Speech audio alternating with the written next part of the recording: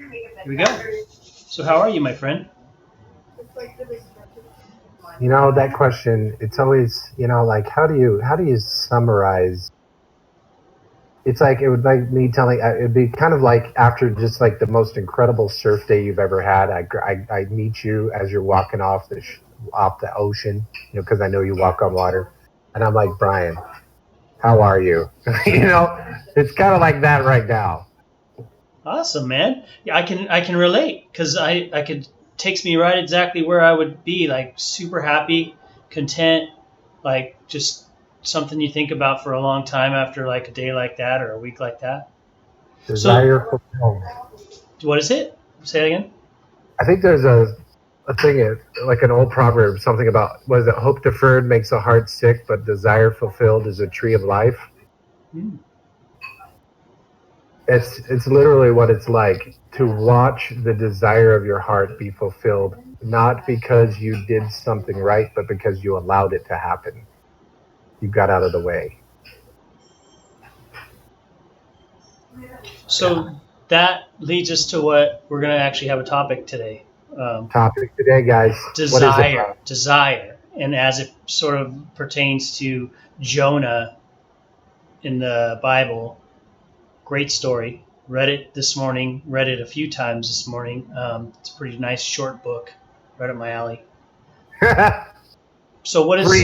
so? I was reading it and I was thinking John saying something about desire, and then you put dash Jonah, the book of Jonah. And so I'm thinking, what is that? So is that what the book's about? And I kind of think it is actually. After I was reading through it, I'm thinking, oh, it's about. There's a lot of things you can glean from that book, but at the end of the day, it was about what I think, anyways. And this is where we can start. Desire, like Jonah did according to his desire, not necessarily God's desire. Yet God still fulfilled His plan through his choices. And and that's and that's what it's all about, is the seeming separation between your desire and God's desire. And that's where all conflict lies, because we think we know better than the authentic desire within us. And it can be scary to allow desire to be authentic in you, because you're not going to be predictable. so it's as easy as that. We're done. We're done. That's it. The more predictable you are, I would guess, the more conflict you have with desire. So In the go ahead. in the sense of a rigid structure. Okay. So then let's look at it like in a practical sense now. When you just think of the word desire, let's forget about all that for just a minute. Okay. What does desire mean to you? Just if someone were to say, "Hey, John, what do you desire?" I would say, well, I mean, to me, it's everything. There isn't anything that you see that isn't directly correlated to it. You don't go to your refrigerator without it. You don't get up in the morning without it. You're not drinking that drink without it. LaCroix. Mm-hmm. Thank you, LaCroix, for your generous donation to our channel. It's everything. So, okay. So I asked you the question, John, what is desire? What do you desire? And you say everything. Awesome. But let's, I guess I can accept that. But when you say, well, so what is everything? Next question is, what is everything? Because there are a lot of things that aren't good. There's a lot of things that are pretty dreadful and awful. And if you lump everything into that, you got to kind of narrow it down a little more than that, don't you? We can. It was a good question. I appreciate it. I mean, so what's dreadful is hope deferred. You become sick. When you are sick, you're trying to use the energy of desire to get something for you, or to get rid of something. To me, desire in the state of integrity is the extension of something inside of you. So desire is, when I wake up in the morning, I can notice what I expect. Do I have to get up? Do I have to go to work? If I have to, I am using desire to try and ensure that in my life that I use desire to survive. And that's fine. We can use the delicious energy that God has given us called desire, and we can use it to maintain the status quo and simply attempt to survive, to simply try and fulfill some role that gives us a sense of security. That is certainly something we can do, and it is certainly something I have done most of my life. Okay, so look at Jonah again then. So let's break that story down a little bit. Like when I got to kind of remember how it all goes. God's telling him to go somewhere because there's wickedness going on. So he needs somebody to go there, and God, and I think Jonah, if you look at the whole book and then go back to the beginning of the book, he's like, you know what, I'm not going there because you're good. I already know you're good and you're righteous and you're long suffering and you forgive. So you're going to handle it without me. Because if you go to the very end of the book, it kind of he says, didn't I tell you that from the beginning? He's telling God, didn't I tell you that from the beginning? You're this and you're that. Yet, and God's showing him a story at the end when he's under a shade tree that God made that withered because of the worm, and then it's just, I think it's so fascinating because I sort of look at that like God desires us, he desired that Jonah would be with him to go, I guess, look at this, go to Nineveh. And then even after all that, after he saw what God did, after he went in the belly of a whale, got spit up on the beach, and even after all of it, he's sitting there and God doesn't destroy Nineveh. And he's mad. He's like, I did all of that and you didn't even do anything to them. and God's saying, but there was 150,000 people there. Don't you see that, Jonah? And even then he's talking to him. Isn't it interesting? Isn't it fascinating? And even when he was on the boat and they were like, he says, just throw me off. And they didn't do it. They weren't going to throw him off. They just rowed harder because they didn't feel like he should be thrown off. So maybe Jonah was just a terrible guy, if you relate him to people in these days, right? He wasn't such a great guy. I mean, all these other people were being nice to him. God was being so patient with him. And even in the very end of it, he's like, why didn't you just destroy the city? I did all this and you didn't even destroy this city. And God's like, well, there was 150,000 people there, Jonah. You see that? You see what I'm saying? I'm not drawing any conclusions from it, but I'm just fascinated by it, that God would use someone like that. And still along the way, even those people in the ship were worshiping, it says they worshiped their own gods before they met Jonah. Then they were worshiping this God because they saw what he did after they threw him in the water and the ocean calmed. So even along the way, God was saving people, loving people. I mean, that's kind of how I look at it. He was loving them. He was loving Jonah, but he was loving all these people along the way, and even the people of Nineveh who were doing wicked things. Isn't it? It's amazing, isn't it? Yes, it is amazing. It is amazing, absolutely.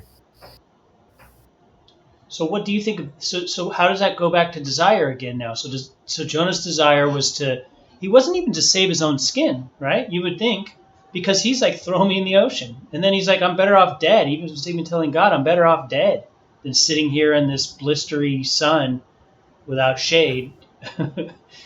In the end, yeah. I'm better off dead. But so there's something else there, right? Did he desire to just not follow God, you think? I mean, is that what he was simply? Well, I break it down this way. So I'll ask you some questions and our audience some questions. Have you ever been in this situation where things were going on that you felt uncomfortable with? All the time. There's your predicament. There is your Nineveh. Your Nineveh are the spaces in your life in which you see things happening outside of you that you don't feel comfortable happening, that you see as a lack of integrity, a lack of honesty, a lack of consent. That's your Ninevehs. So he was running away. So, hey, you know what? That goes along with what I just said, too. Like, maybe he was this wretched, maybe he was just on equal par, even par with the people of Nineveh. Huh? And isn't it easier to just ask God to judge them than it is to realize you're just like the things you don't like? And the reason you don't like them is because you don't understand. That's good. That's good, John. It goes back to some of the stuff we talked about before about when you feel that ought. I think that's the only word I can think that makes sense. That ought, or that wrenching in your heart or your spirit about somebody else. The first thing you should do is go and find out when you did that to somebody else, when you personally had done something like that. And I was thinking, reading Jonah, there's so many other parts of there's a consistency throughout the Bible that's very similar to that. Had just been reading about Solomon and how you could see some similarities. There's tons of stories actually where you see similarities like that, where God his plan was there. It's always there. It's always been there. It's perfect. It's right. He's good. He's so good. But we're the ones who screw. We're the ones who get it all modeled up. But that even in that, he's still doing his thing. He's still projecting his goodness, or filling us with his goodness, or filling the world with his goodness. His plan is lined with his goodness, even though it doesn't always look like that to us. And when we even say that, it doesn't look like that to us. What are we looking at? We're looking at pain, suffering, uncomfortableness, and saying all those things aren't good. Therefore, if God were to put those on us or allow those things to happen, then he's not good. Which is not even the right way to look at it at all. I mean, what about correction? How does that work? Discipline, correction. If it's done right, it's done in love, and it's good. It's very good. So where do we miss it? Why do we miss it? Why do we always continue to miss it throughout the history of mankind? Well, I can speak for myself and say I miss it because I ignore what's going on in me. I ignore how uncomfortable I am in situations, and I distract myself so that I can just get a paycheck, or just get along another day, or just tolerate this or that. And that's fine. I can do that. But I'm slowly fading. So the sun is always shining. God is always loving. You don't have to be in the sun. You don't have to know that you're loved. You can hide under a rock. You can go into a dark cave and feel sorry for yourself and say, the sun doesn't love me. The sun doesn't care. The sun doesn't shine in here, so the sun doesn't care about me. We can make all kinds of reasons. And it's not until, for me, it hasn't been until I've been willing to become honest about my experience in each moment. Because we're hypnotized by what other people are doing. And then we get caught up telling ourselves and talking to everyone, do you know what they are doing? Do you know what they're doing? Do you know what they're doing? Do you know what they're doing that I wish I was doing? Instead of saying, what am I doing? What am I experiencing? Am I disturbed? That's all I need to know, Brian. When I'm disturbed, there's something for me to learn. I can distract myself again. I can say there's nothing here to learn. These people are inferior to me. Or I can go, oh, there's something here to learn. I'm bothered. I'm irritated. I want these people judged. I want to judge this. I want to run away from this. I've done it. I've run away and I've judged. In my marriage, in my business, I've done it all. I'm glad I've done it all because I found out running away doesn't do you any good. It only intensifies the angst. Maybe you get temporary relief. It just builds. And judging just cuts you off. Then you feel all alone and you feel lost. So I'm grateful that I've done these things because I've learned. And that's the whole point. I'm writing something right now called "Oh, the Things I Have Done as the Prodigal Son." I've done so much. I've explored so many different things. Now I'd like to know what it's like to live and move and have my being in love. So I'm going to clean up my Ninevehs. Okay, so desire again. How did two things I want to ask you. What were you thinking when we wrote that topic down? Like, where were you coming from? Because we kind of just jumped into it, and I said how I was thinking about it, and then maybe it's a different question for after. But so when you're putting out your content, you're saying, are we saying that we're always desiring in everything we do? Do all of our actions require a desire, or do they go hand in hand? Do the things that we do stem back to some sort of desire all the time, or do we just kind of randomly do things, or can we? So yeah, I don't know. Maybe start with what you thought originally when you wrote that topic down. I just think, when I wrote the topic down, I find it such an interesting story because of the symbology that I see in it, of Jonah, a guy in his modern time, seeing the issues in his community, seeing the chaos and the disorder, feeling inside of himself this desire that seems to be other than him, to go and help, to go and say something, to go and express this desire for order, this desire to say, guys, what are we doing? Like, what are we doing? Do we want to? I remember one time I walked into my office and I asked for everyone's attention, and I said, hey guys, I want to let you know that I recognize we've been gossiping and there's been all kinds of talk about each other in here, and I'm wondering if this is something we want to keep doing. I don't want to keep hearing about people that aren't here. I don't want to keep talking about how people are screwing up. I'd like to have an environment where we can be open and honest and gentle with each other, where the communication can be clear. Now, I was scared. I was very nervous when I did it. As soon as I did it, I felt the grace and mercy within me. And everyone was like, yes, yes. And they all came to me one by one afterwards and were like, thank you. Like, I know I don't want to be that way either. I want to work on this. And that to me is what it's all about. Desire is the one. It doesn't mean you're going to like, because so many of us were taught to be afraid of authority. So many of us were taught that who's ever paying your paycheck and who's ever seems to be in charge, they get to tell you what you can and can't say. And then you use your desire to try and get them to like you. And that's just a pleasing people spirit. Expert, people pleaser, expert, right here. Live long and prosper. Everyone, live long and prosper. Hey, you, live long. I love you. I'm like the nerdy, like kind of goofy Spock, a Forrest Gump of Spocks. I might not be a logical man, but live long and prosper.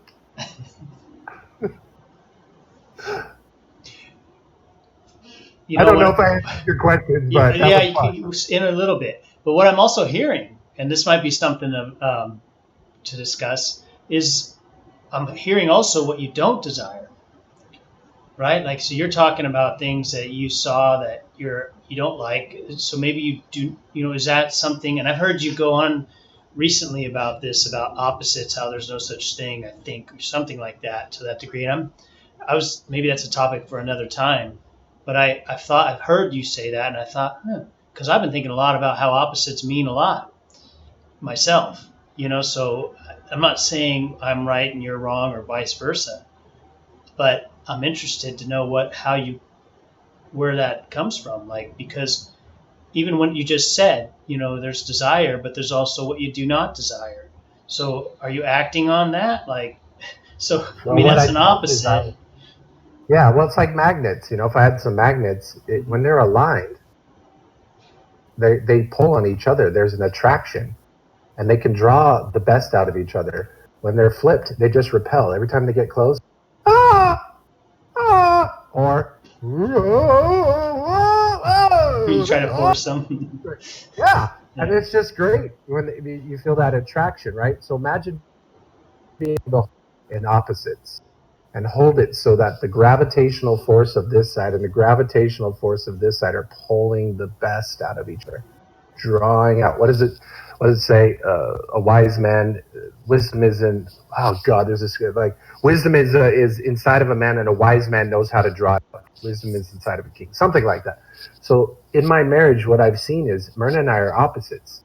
Now, when it's opposing, when I flip it around and I'm like, see how I have to see Myrna, how I just repel off you? See how if you just listen to me and see how smart I was and let me just buy whatever I want, we would get along, but because you don't, I have to go run away. Versus, hey honey, I have this desire to purchase some things and here's what I want to do with them. And I'm also looking at our budget and I see that, either A, we don't have a budget, so it'd be helpful to create one, or B, this is outside of the budget, and I really want to know what you think. Right? Now we're drawing. I'm drawing from her. Then she's drawing from me. It's like we're kissing. It's lovely. Yes. It's wonderful. Now that's the art. That's the work, my friends. The work is that every moment becomes a kiss for you. If somebody comes at you opposing you, you learn how to draw wisdom from them. You learn how to affirm their desire, because someone who's mad is simply thinking that their desire is going to go unfulfilled, and they're trying to force their desire to be fulfilled. That's all. How do I know? Because that's what I've done. So could it be more accurate to not necessarily say opposites don't exist? Opposites are not ideal, because opposites are not opposing. They're not opposing. They're okay, for you they're not, but for most people they are, right? So I guess what I'm trying. Taught. What's that? Because they've been taught. Is the North Pole the enemy of the South Pole, right? No, I agree with you saying, when someone opposes you, draw it out. I mean, you can learn from that. I think that's absolutely brilliant. But it doesn't change the fact that everyone else exists that way. So you can't just say it doesn't exist. It's like, maybe it's not I think if you look at everything like that, there's, what do you call them? Ideals? You call them ways of living? I don't know. I mean, it's the facts. Yeah, sure. It's the fact. Yeah. I mean, it's like Galileo going, "Hey guys, the sun doesn't rotate around the Earth," and they're like, "Kill him!" And if he's right, we're all dead. And that's the thing. It takes great courage to actually find out for yourself how things are actually working. We're so well programmed to just take information in, assimilate into it, and then put it on and do our dance. Look, I know, I repeated the information. And you get a hand clap. When you think for yourself, you tend to cause a ruckus. You tend to be Jonah on a ship. And things are happening and everyone's freaking out because you're willing. You're willing to be honest. You're willing to be authentic.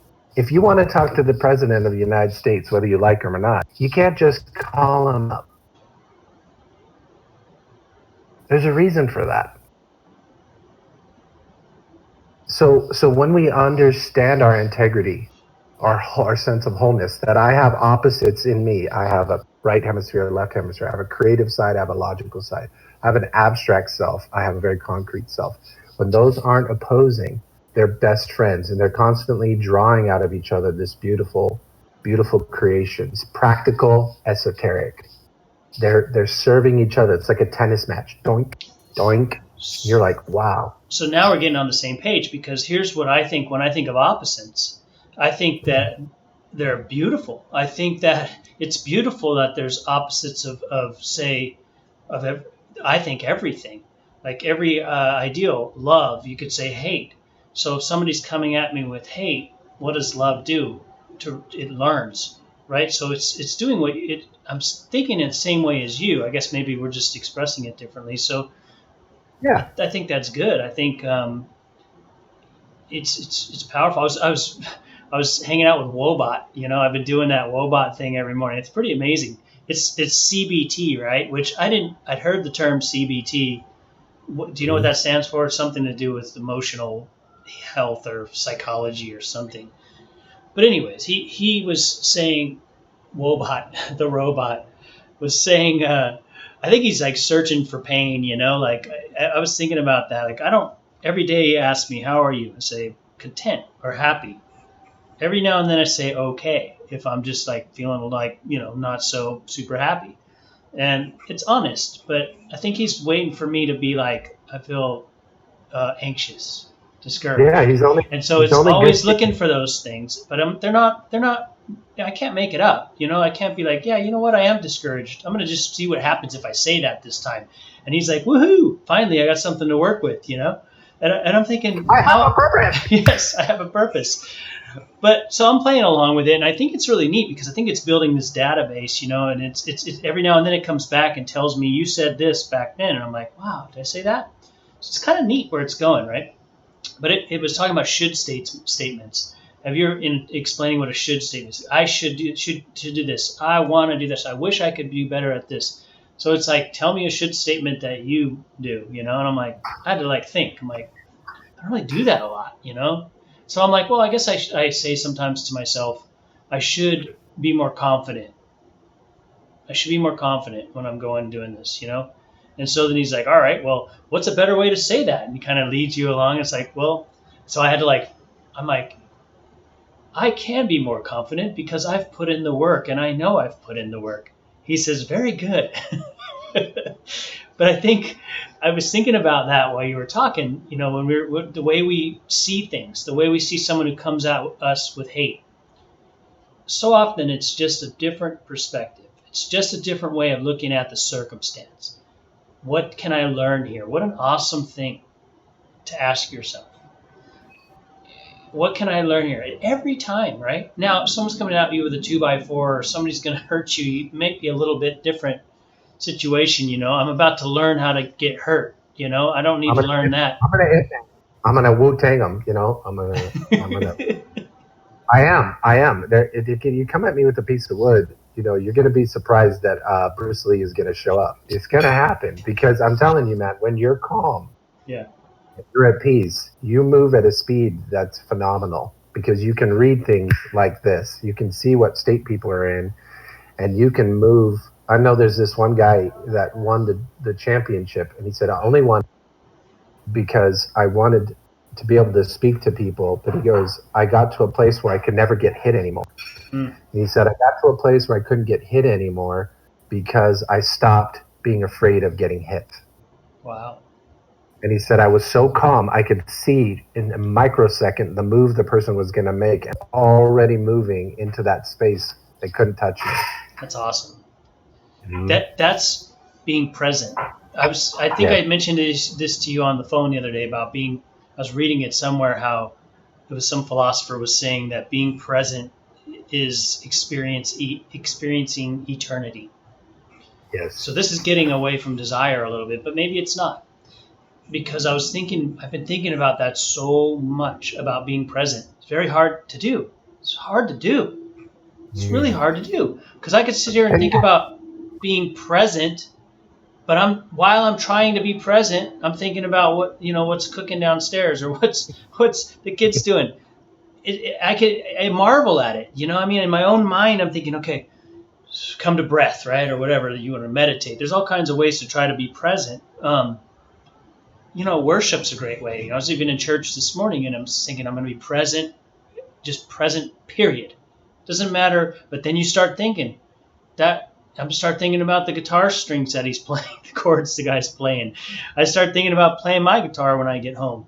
And again, I'm already out of being present. We're always thinking ahead, behind. They're not necessarily bad things, but that's our nature, is to always be thinking either ahead or behind, but neither one of those is real. The only thing that's real is the present. It's really the only thing that's really real. The past has happened, but if you're thinking about reality, it's right here, right now.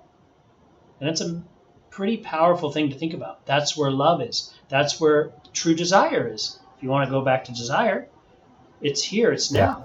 It's the only way we can really experience it. Yeah. I'm wondering if I can ask you a question. Tough one.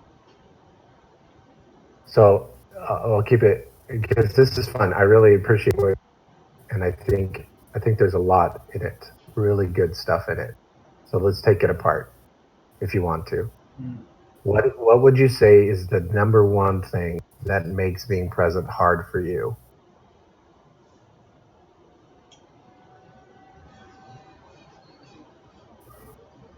Thoughts, really, I guess. I mean, thoughts. Okay. Yeah. Let's take thoughts. Now, all thoughts or certain kinds of thoughts? All thoughts, really, because if I'm trying to be present, I'm trying to be thinking of nothing else. Just pretty much of nothing, right? Which is everything, I guess, right? Well, when are you in that space? Let's say 24 hours a day, what would be your guess that you're in a space? Rarely. So 5 seconds a day, 10 minutes a day? Only, I would say only when I'm conscious of it, only when I'm thinking about doing it, right? Or maybe not, maybe not, because I am walking through my day, so I'm present in one way or another, maybe present in body, but not in mind, because if you're thinking about what's going on an hour from now, are you really present in your mind? Your body is, of course. You're doing the things you're doing. I mean, so we're present in that sense, but Yep. as a whole being, as a whole being, spirit, soul, and body, it's rare that all three line up in the present, I think. Yeah, and you're saying so much, like you're saying so much about what gets in your way. And again, the thing is to notice, it's to become conscious of what you're saying about yourself and what you're saying about what makes it difficult. Because what you decree is so. So if somebody says it's hard, what are they decreeing? That's hard. It's hard. Yeah. Yeah. Now, if you want it to not be hard, all you need to know is how you're making it hard on yourself to be present. Well, this goes back to what I was saying about Wobot. We're looking for something, right? I don't know that I'm looking when I say it's hard, I'm only saying it's hard because I'm trying to answer your question honestly. Like, I don't sit around thinking this is hard. I want to be present and I'm struggling to be present. I'm not looking at it like that. I'm getting this revelation that being present is awesome. So, but I'm beginning to, so now that I realize that and I want to know more about it, trying to exercise it and do it, it almost goes back to, in a sense, what is the definition of being present? So I'm not really struggling with it. When I say it's hard, I'm just you're asking the question and I guess I'm struggling to even come up with an answer, right? Because it's a difficult thing. I think Well, I was thinking. You feel exposed. This is the thing.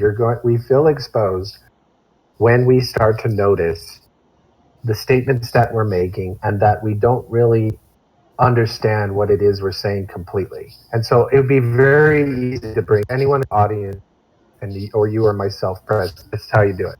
Just turn and look in your room and just say exactly what you see. Chair, salt, hot sauce, bowl, lamp, end, coffee maker, knife, microwave, paper towel. You'll notice you'll become completely present. You will drop all sense of past and future. This one's one of my favorite things is to walk outside and pick up trash, 4 bags of trash around town. You're so present because all my mind is doing is looking for what's present, called trash. How about listening? I think one of the ways I can be more present is to listen with an intent of completely understanding. It goes back to what we were talking about opposites a minute ago. Seeing what's there. If you're present, you can see it. If you're present, you can learn. So that's going back again to how do you define it? I was sort of defining it as being in a state of meditation, which that's probably not the best way. That's maybe one way to experience it, but being at peace. Sure, yeah. Just slow your breath. Just notice your breath. If you just what I do is I'll breathe out really slow through my nose or mouth. Just breathe out slow, and then I'll wait until my stomach just naturally draws a breath in, and I'll draw this sweet breath in from my nose. And you'll notice your whole body will relax, and you'll come right into presence. And you'll come into presence because what you're doing is you're allowing everything to relax. You're allowing everything in you to be at rest. You're not buying into the idea that something should be changed or something's missing. The only reason we're not feeling present is because we're perceiving the world, something's missing or something needs to change. Versus, what is going on in me? Oh, I feel a little subtle headache right here. Oh, I noticed that. I take a breath. Hey, little headache.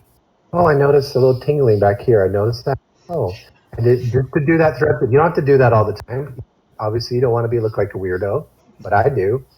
And guess what? I live a pretty wild life, and I do that because I realize my body. I'm constantly in communion with everything around me. My body is a tuning fork. I can be attuned to the collective chaos and fear, or I can attune to the love and radiance of God and be constantly broadcasting from the present moment. I love you. I love you. I love you. I love you. You're welcome here. You're welcome here. You know what else is welcome here? My love of you.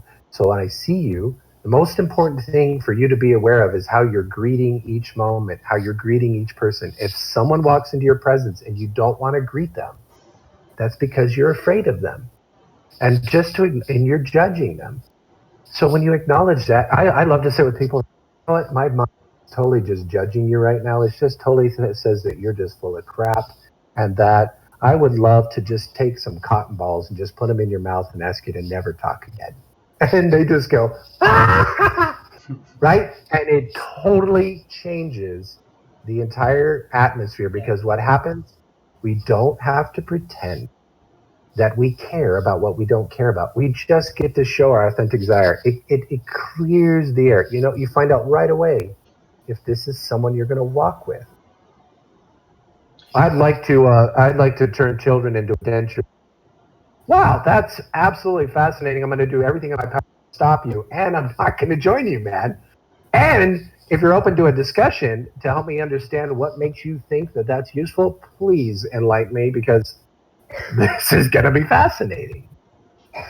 See, that's normal, John. That sounds awesome. Like I'm thinking, like, as I've been pondering all of this, I'm more excited. I'm more excited. I mean, I already like being around people. I like being in different experiences.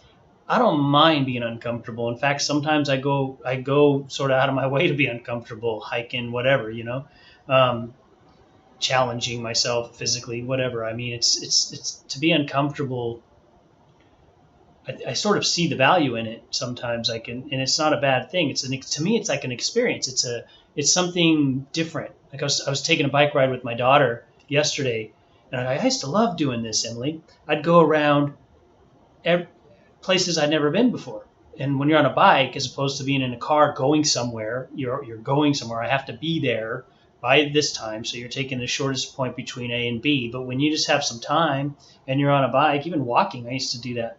And I'm like, we were just going around the neighborhood very close by, seeing little pockets of neighborhoods we've never seen before. And she was digging it. And I'm like, this is awesome. But the whole point I'm trying to make is when we can become more present, okay, so now you're going to go over to so-and-so's who you don't really care for. In-laws, maybe, right? Somebody that you just butt heads with, if you want to say. But now it's different. Now it's like, hey, all right, I'm ready for whatever that experience is going to be. And then you go into it with a different mindset, and the things it still may not be the most fun time, but if you're open to it, you're for sure going to learn. You're for sure going to learn something. You're for sure going to experience something, and you're going to for sure be able to express love, however that looks. Sometimes that doesn't look pretty. Well, it only doesn't look pretty when to the other person. You're afraid, or when you're afraid that it's your job to make sure everyone knows that you're loved. If I go into an environment and I'm unsure of my role or unsure what I'm there to do, and I'm unsure if people's going to like me, I'm going to be Dr. Jekyll and Mr. Hyde. I'm going to be passive and aggressive. It's just going to be the fact. If I go into an environment and I go, I've already decided I'm going to be myself. I'm going to greet everyone. I'm going to love this. I'm going to learn, like you said. I bring a whole energy to it that's totally different. Now it's like, hey guys, what's up? I'm Jonathan. Nice to I'm on it. And if at any point somebody hits me tries to hit me with their judgments and tries to shut me down, I'm gonna let joy in me respond. So How hard is that? How hard is that for you? It's only hard. It used to be really hard. It's not hard anymore because all I need, like I said at the beginning, all I need to know is when I'm disturbed. When I'm disturbed, what I'm decreeing is there's no love. So I was witnessing an argument earlier today, and I turned to people and I said, "Watch out!" and stuffed a moose at them. The whole thing changed. Now the old pattern is. Say that again, John. You just cut out for. Say that again. I threw a moose. I threw a stuffed moose. One of the people there, two people are arguing. I hollered at one of them, "Hey, catch!" And I threw a moose. Broke the energy, broke the vortex of fear. Were you just walking around with a stuffed moose or what? I always have a stuffed moose on me.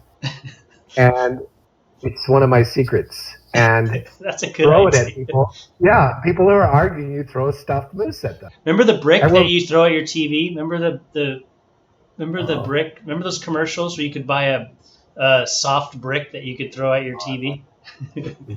They sold imagine that. And imagine that it laughs. The person catches it and it giggles. You just break. You just bless. You walk into a place and you bless everyone. Bless you. And if everyone starts to rage against you, you're like, peace out. I'm out. Because you realize this environment isn't ready yet for the joy, for the love. They still need to burn in hell a little longer in their self-pity, and they need to wallow in all that until they're ready to surrender to love. And not everybody is. Well, what do you do? So you walk away from that situation. Is that always the right thing to do? All I need to know is what I desire. But how do you reconcile loving other people when all is what you desire? Running away. Sometimes the best thing you can do for somebody is run away or walk. Sure. It's the best thing you can do in certain circumstances. Sure, but you're not necessarily looking at it like that. You're looking at it how it affects you. Well, you're just noticing your experience of it. And the moment you get over, the moment you don't feel you're in your authority, and the moment you don't feel like you're safe, you walk away. It doesn't mean that it's the right or wrong thing. It's the most important thing is that you take care of yourself. So I tend to let your heart be troubled. I got you. You gotta. I mean, you don't want to go. You don't want to be. I mean, I guess I look at situations like that, like, unless it's really like gnarly, or unsafe, I'll sit and learn. I'll sit and marvel at, like, why are they doing that? Like, what is that? Where does that come from? Like, and I sort of, I don't need to be the guy there that's going to fix everything. I mean, unless it somehow presents itself where I can be effective or be in the middle of something like that. But I sort of sit back and sort of marvel at it. I don't have the thought to, like, okay, these people aren't ready to be loved, I'm out. I mean, I guess I'm trying to understand that. I'm not saying it's wrong. You're free to look. Each person has a unique path. So it sounds like, right now for you, you're finding it very interesting to observe the environment. For me, if there's two people attacking each other in my presence, I'm going to do everything I can to just disrupt that. I'm going to disrupt it with joy. I'm going to disrupt it with humor. I'm going to do that. I think I do the same. Unless my gut says otherwise. Like the other day, I'm walking down the road and I hear this crashing sound, and I turn and look, and this big truck has just hit a parked car. And then he takes off, hit and run. A thought goes in my head, chase him, get his license plate. And immediately my gut goes, nope, do not. Just walk down, look at the car. I did. Just get a note, get a general description of the vehicle. I did. Then I walked into this veteran hall. There were a bunch of vets that get together on Fridays, and they were having Irish St. Patty's Day party, and they're all drinking. And I said, hey, don't you guys have that there? They're like, so, well, a car just hit it. And they just got, look, we're going to call the cops. They're like, thanks for coming in here. Hey, can we get him a drink? Hey, have some food. They just took great care of me. They were telling me war stories. We had an amazing time. This is what I mean. You just keep showing up in each moment of your life. You check in. And if I felt really good about running after the guy, I would to get my phone out and get a picture, but I didn't. And that's the thing. Anytime you're not sure, just wait. Just wait. Because desire is always waiting for us to allow it to guide us. I would tell you, desire is the Holy Spirit. It is literally the Holy Spirit. And when we take desire and we cover it, we deny how we're feeling, we turn the energy, the presence of the Holy Spirit into something demonic, into something dark. We say, I remember for years, I have just absolutely loved pornography. And I've been someone who's up, as a pastor, condemning it and definitely struggling with it in my life. And I don't struggle with it at all when I'm creative, when I'm allowing desire to move through my life, when I'm following my bliss, when I'm creating the things I want to create, having the conversations I want to have. The only time I struggle with it when I feel invalid, when I feel I can't talk, when I feel I can't speak, when I feel like I can't be me. Now it's interesting because I need comfort for the golem. I need some sense that I'm wanted. But when I'm free and I'm letting desire move through me, I get up almost every morning, 3 o'clock in the morning. I only sleep 4 to 5 hours, 6 hours a night, and I'm fine. Because what happens is desire is this elixir of life, and you are so turned on by life. You're so happy to be in people's presence. You're so interested in learning. You're constantly getting downloads, and you're seeing dots connect around you, and you're having the most amazing conversation with people because you're not in a state of what's missing, what's wrong, am I okay to be here, are they okay to be here? Just relaxed, and you're having a great time. And that to me is the life. You shall have life, and you shall have it in abundance. It doesn't mean money. It means energy, desire, focus, enthusiasm. Look at the best surfers in the world. They're not up there like, is it okay if I'm out here? I wonder if they're like, this is my ocean, these are my waves, this is my board, and I'm gonna tear it up. And everyone goes, doesn't mean everybody likes them. Some people are like, that guy stole my wave. Yeah, you know what he's inviting you to do? Grow some balls. Learn how to go for it yourself. And if he beats you out of it, you learn something. You learn from him how to catch that wave sooner. So for me, it's time for us as guys, if you want to live from that desire. And it's going to be scary for a lot of people around you because a man on fire is not controllable, but he's also not controlling. And that's the big difference. You said like my little rant. You said something about being creative. So maybe that's our true desire, Yeah, true. I was just saying something about that to my daughter. I said, I was just thinking about it, and there's nothing wrong with sports and everything, but the way sports is now for youth, it's always on, all the time.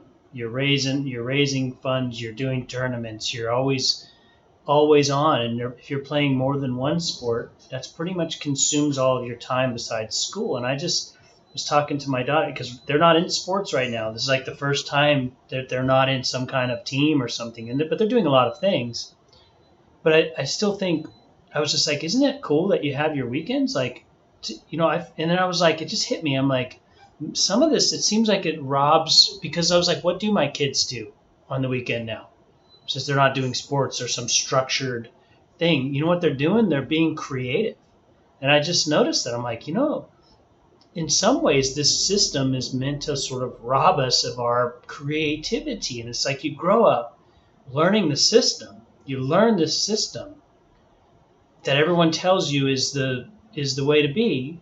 And then you grow up and you see just all this depression and everything and anxiety, and everything is like a race against the clock. Everything. And I'm not saying there's elements of life that need to be structured. There's no doubt. But I think that just kind of occurred to me. I'm like, wow, I'm watching my kids be creative. They're figuring out new ways to play. They're figuring out new things to explore. They're developing relationships around the neighborhood, and just, the other day, my oldest daughter says, "Dad, I solved a crime. I solved a crime." They saw some suspicious character, I guess, walking around the neighborhood, and they said something to the security guy, and all the police and everybody came by. I'm like, wow, cool. What an adventure. What an adventure that you had. And I'm not saying that kids should. I think sports are great. I really do. I do think they're great. But I think it gets too much. It gets to be too much. And it's like we've allowed it to be too much. We don't set time aside to be creative. And I think that's a desire that God has. He is the creator. And we're made in his image, right? It's to me, and you said it. You said, I'm feeling my best when I'm creating. I think you said something just like that. And I think I feel the same way. I feel like that's what gets me excited. That's what gives me a desire to get up, because I'm creating something. I'm making something new. And it could be anything. It doesn't have to just be what you're working on. I'm going into an environment of with people, a party, whatever. I get to go create an experience around this. Like, it's such a healthy way to look at things. It's such a healthy way, and you thrive in that, I think. Yes. So I can live from what others want from me, or I can live from my authentic desire. So I can play sports from my authentic desire. I'm going to be very creative. The coach may not like me. Imagine just giving kids balls and bats and gloves and saying, make a game. This is what I'm telling. It's so fundamentally, there's such a fundamental shift when you become aware of how well we are living for the seeming desire of others. Because creation is communication. You're constantly creating. When you realize every word you say and everything you hear is a creation. And then all you need to do is distinguish, is this creation from love, or is this creation from fear? Am I hearing this person from fear? Am I speaking from fear? Or am I speaking from love? And you'll know when you're speaking from love, because what? Love is patient, love is kind, love is gentle. Love hopes all things, love endures all things, love never fails. How do you know you're speaking from fear? Just read that opposite. Fear distrusts all things, it's critical of all things. It, sees everything as opposite. It sees itself as superior or inferior. And this is one of the most difficult things, because we're taught in Christianity, all you need to do is pray a prayer and repent of your sins, and everything's good. And you don't realize that salvation is the working out of fear in your life. It's letting perfect love remove every ounce of fear that you ever let into your life. Salvation is a process. It is not a prayer. It is a walking and a journeying with the Christ within you. It is nothing to do with just saying you're sorry and then thinking it's all good. So for me, and we're not talking about getting saved, talking about getting saved, allowing love into your life, allowing love to bring up the fears, acknowledging the fears, having the bravery to go, God, love, I'm scared, and here's what I've been telling myself. What do you think? What if you're not scared? What if Well, then you're loving. or what if so I sometimes, like, going back to something I said earlier about Wobot, I feel like sometimes people are searching, like they don't have anything to work with if you don't have these fears. Which I don't buy into that. I don't think that's right, because I think we can all offer something and learn something as well, right? So I don't tend to have, like, I hear the word triggered a lot. I've heard you say it quite a bit. I hear a lot of people say triggered all the time. And when I hear that word, I think fear. I don't know that I ever feel triggered. Like maybe I look at it differently or whatever, but I feel like, so there's fear, right? There's some fear. It has to line with fear.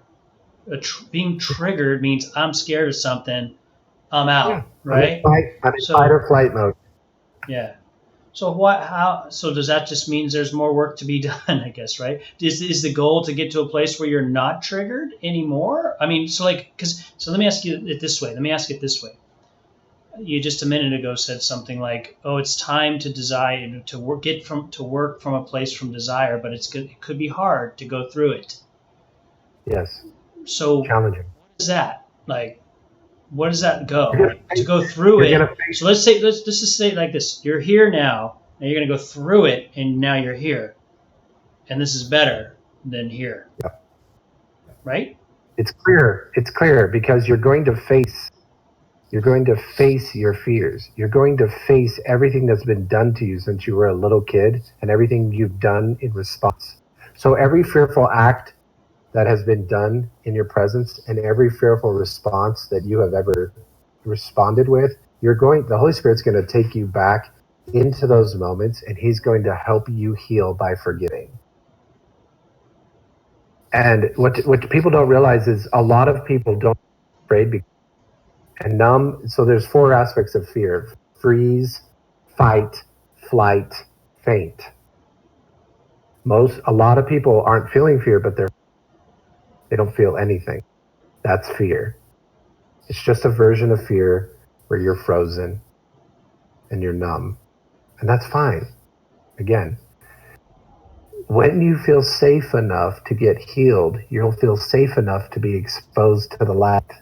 And when the light touches your wounds, it hurts because you'll let yourself feel again. But when you say, ouch, this hurts, immediately there's the grace to heal it and soothe it. But when you say, ouch, this hurts, I'm scared, I don't want your help, I'm leaving, you're allowed to leave. It's never forced on you. Ever, ever, ever, ever forced on you.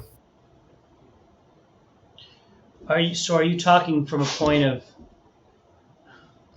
again, I'm trying to relate, right? Like maybe my growing up wasn't that traumatic. Maybe it just wasn't, Yes, there's things that you can dig. If you're going to dig and get down deep, there's some pain there, but is it worth going to it if it's really not affecting you? Do you know what I mean? Like, Is it? Yeah, you know what I'm saying? Yeah, I do. And the question is, it's not if you don't think it is. It doesn't matter to you because you're not interested. So just follow your interest. No, it doesn't. Not everybody has to go into it. Yeah, no. I'm not saying it's not that I'm not interested. I'm fascinated. I'm wondering, right? Because I'm always trying to relate to whoever I'm talking to. Like, I see pain. I see it all the time. I see it everywhere. I see an epidemic of it. And is it always stemming back to some pain? Probably yes. So yes, it all is. So my desire is to help, which it is. My desire is to love people. I did a Wobot again. He did a test, right? And it was a long test, and I had to fill out all these things. And at the end, it told me what my greatest strengths were. You know what my number one strength was? Was to love and be loved. I was like, whoa, wow, cool, so cool. And I thought, okay, great. And I did it honestly. I took the test honestly. It was a lot of questions. And then it asked me a week later to make a goal. And so I made a goal, and it asked me, how does that line up with your greatest strengths? And I was like, ooh, kind of didn't, which was so cool to see that. I'm like, there's work that can be done in me right there, right? That's not necessarily going back to any deep, dark place. It's super positive, like it's okay. Wow. I was really excited to see that after I answered a bunch of test questions, honestly, I've always thought it was something that was a skill, or that was my greatest, whatever skill or whatever. I say it. I love people. And when I'm in a place where I'm not loving people, that's where, okay, there's something wrong. I got to start looking at something here. But I do desire that. And so, like, when you talk, the things that you talk about, it's hard for me to relate sometimes. It just is. Because maybe Right. my upbringing wasn't as harsh, or the circumstances that you go back to that were so painful for you, I didn't have those, but that doesn't make it that, you and I have these awesome conversations all the time. I learn a ton from you. Um, so I Likewise. don't know. So maybe, but it does sort of, even with the Wobot thing, like it's searching for something. Like, okay, all of a sudden I sort of find myself like, and I can't do it because I'm being honest. I'm looking for something that hurts, or I'm looking for something negative when I shouldn't be, because See that? there's not really something there that I'm having to pull it up. Should I have to pull it up when there's nothing, when I'm feeling content, happy? No. You get what Right. I mean, No. John? Totally. No, you only pull it up when you're ready to, and Sure. you only pull it hurting. So if you find yourself withdrawing from people, one of the best things you can do is write down on a piece of paper, I am afraid of, and then just go to town. See, good We're one so right there. afraid. But I Yeah, we're can't. so afraid to just tell the truth because we think if I'm honest, I'm just going to be negative. Yeah. We think that if I bring up the darkness, I'm going to get stuck in it. No, you're not. If you're honest, every morning this is what I'm afraid of, and I just write. Just my wife's going to reject me. The world doesn't want me. You do that I every don't. morning. You do that every Every morning. morning, 5 days a week with my wife, we do what's called pages. Sit Yeah. down, I saw and something she. about that. Yeah, and it's. There's so many tools I have, but it's one of my favorites recently because I've had moments the last few weeks where I'm curled up on the ground like a little boy, bawling my eyes out, crying from the deepest, darkest place in my life as a little boy who feels scared and feels lost. And for the first time in my life, and in such a deep way, that little boy is free to show me how scared he's been of what he's been told is true. Hmm. I'm not saying that everybody has to do that. I mean, one of the best things you can do is watch about these guys that go into prison, particularly the Folsom prison, and they work with prisoners, and you'll watch these prisoners, and they bring guys from the outside. So guys come in from the outside and prisoners come in, and they all do this work together. And a lot of the guys outside have more issues than the guys in the prison because the prisoners have been doing the work. The prisoners have been getting honest about how afraid, how angry, how much they hate themselves and how much they hate the world. And when it's safe to tell the people that, when it's safe to let that energy move through you, you become far less of a threat to society, and you heal. What you reveal, what you bring to the light will heal. Now, you can take your time. Not everybody has to curl up in a little ball. Sometimes you're just sitting in your car, right? Suddenly you just start crying because you feel this sense of like, I'm okay. And what I've been afraid of, I can let go of it. And this song is just like, got me right now. That's all See, it's about, man. so that's really good. You bring that up, and maybe, like, I struggle with that. Like, I struggle if I were to sit down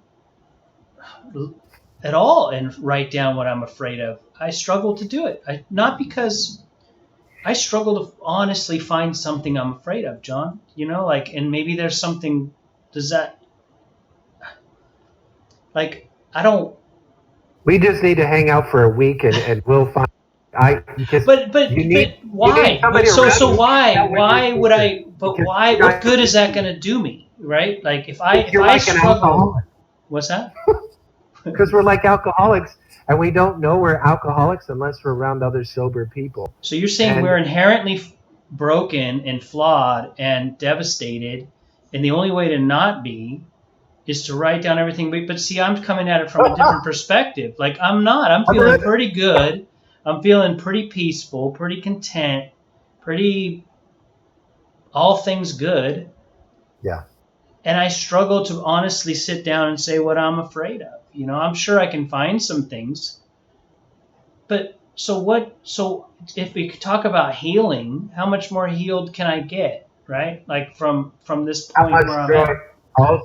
All you need to know is how much sense of freedom and joy are you and peace are you abiding in moment to moment in all of your I relationships, would say particularly the one. tons. I would say a lot, honestly, a lot. Awesome, You know, awesome. I would say that, and I think you talk to me all the time. We talk all the time, John.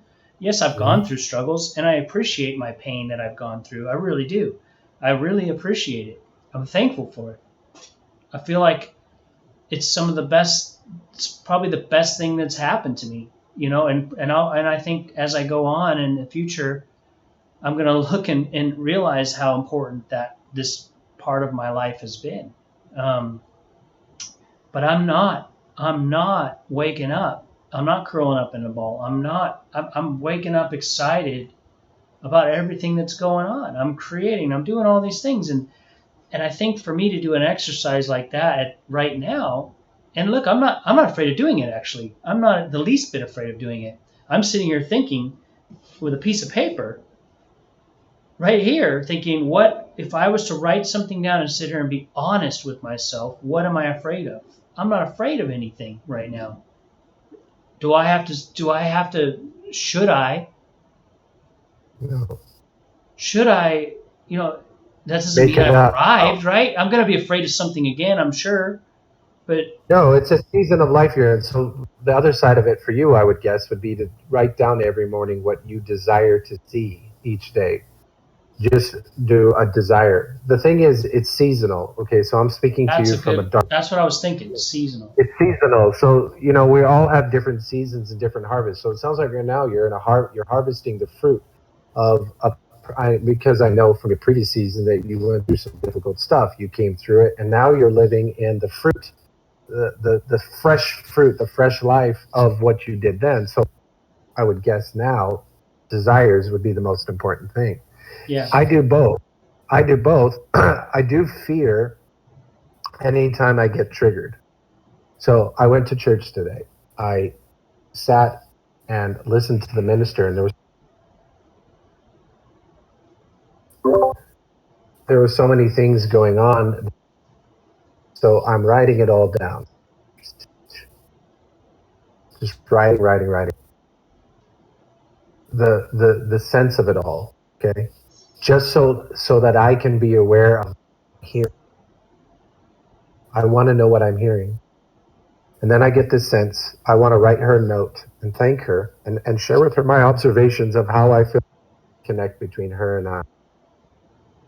Because I'm hearing her tell me, and I know that in hearing her tell me about a lot of things, but she's not telling me about her journey, her struggle, her mistakes, and how she's cleaning up. Now, she doesn't have to, but I'm just going to let her know, hey, I'd love to be here, but the only way that I genuinely desire to be here is if I felt that there was a connection to your authentic life.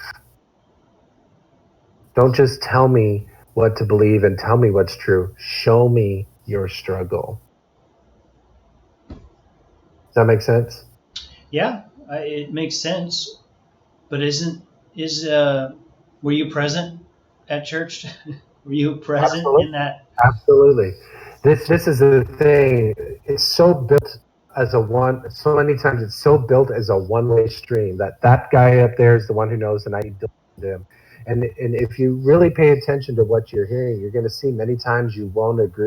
There'll be times you do agree. There'll be times somebody will hit something and you're like, yes. But there'll be other times that things and you'll be like, or you'll just find yourself like fading off, and then you're like coming back. So for me, it's important I pay attention to what's happening in me, because that's telling me more than this guy or gal can ever do. What's happening in me is the only thing I pay attention to. It really is for me. For me. Well, I think that's important too. We are all individuals. We all have things in common. We all have big differences. We're all unique, which is awesome. It's beautiful. I mean, so I said it earlier, I learn a lot from you, John. I learn a ton from you. But I think in my situation, I was at church today listening to the message, and I don't have to agree. Like I guess I was sitting there thinking about being present and receiving, and listening to what's going on. I'm just seeing what's going on around me, right? And that includes the people, the what the minister's saying. And if I'm honest, half of it or 3/4 of it was just kind of going in and out, right?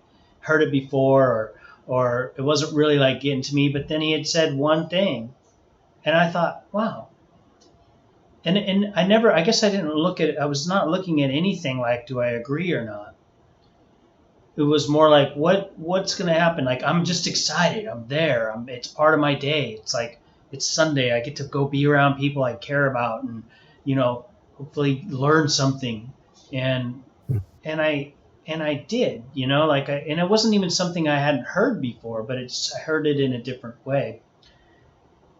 And I guess observing, right? Rather than discerning. If I'm always having to go around discerning, I feel like that can be a place that's not so fun to be, or not. I don't necessarily desire to be. Putting it back to desire again, and I'll tell you what I do desire: that corned beef and cabbage that I can smell while wafting up to the. And I think the alligator behind you too wants it as well. Yeah, no, this is good, and I hope that the tension that between us, this, just like at the beginning, you're looking at things from this polarity. I'm looking at from another polarity. What happens is we drawing out of each other, drawing the truth out of each other, and this is a wonderful play. If you and I are just on here to agree, I'm not interested. I'm interested in authentic dialogue with you, where you and I get to play with each other's perspectives, because I'm learning how to say things that helps you understand where I'm coming from, and you're helping me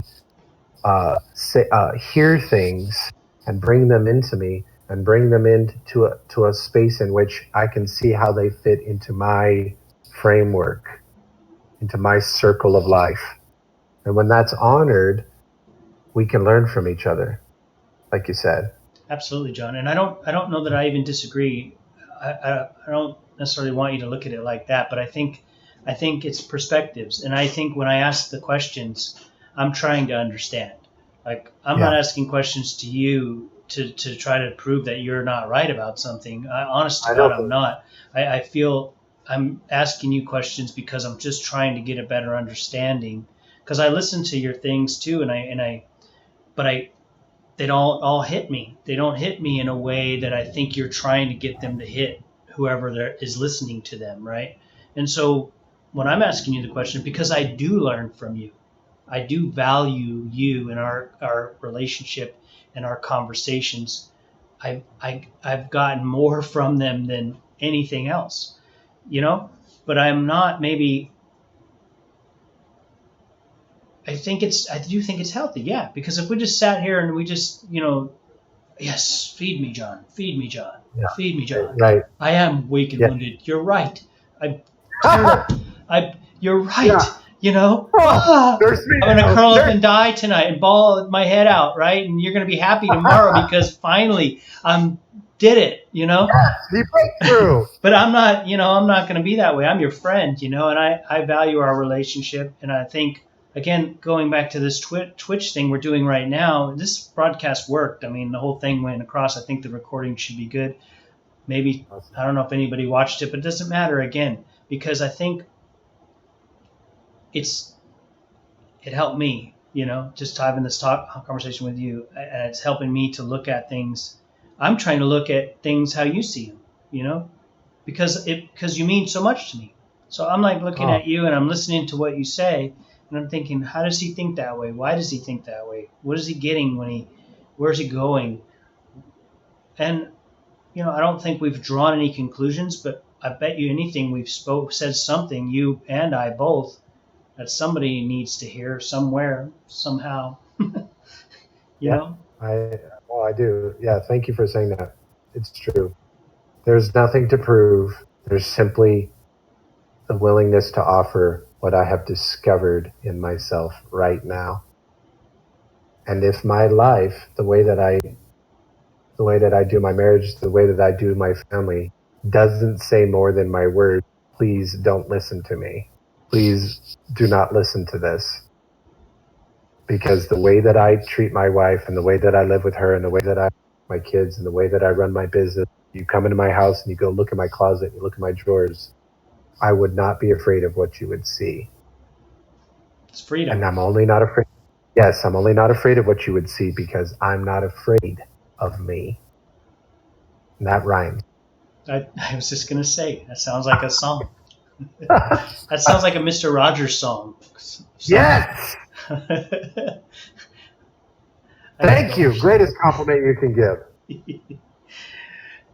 John, I love you, man. I love you too, Brian. I'm gonna go eat my food, and let's think about the next topic. I'm gonna be out of town all week this whole next week, and I'm super looking forward to it. I really am. I think it's gonna be an adventure. I'm gonna be getting around people that are way smarter than me, and I can't wait. All these people Awesome, I've been Brian. interacting with on the internet for the last year, I get to go be in front of them face to face, and it's going to be an awesome time. It's going to be really cool. Cool. Well, I had a guy that wants me to come fly me out to Orange County soon and do a couple days worth of stuff. So I'll let you know once that happens, so I can come out and we can hang out for sure. Good. Yeah. All right, John. All right, Brian. Be well. Give my love to Dion. Same to you, John. All right. Thanks. All right. Bye, man. Bye.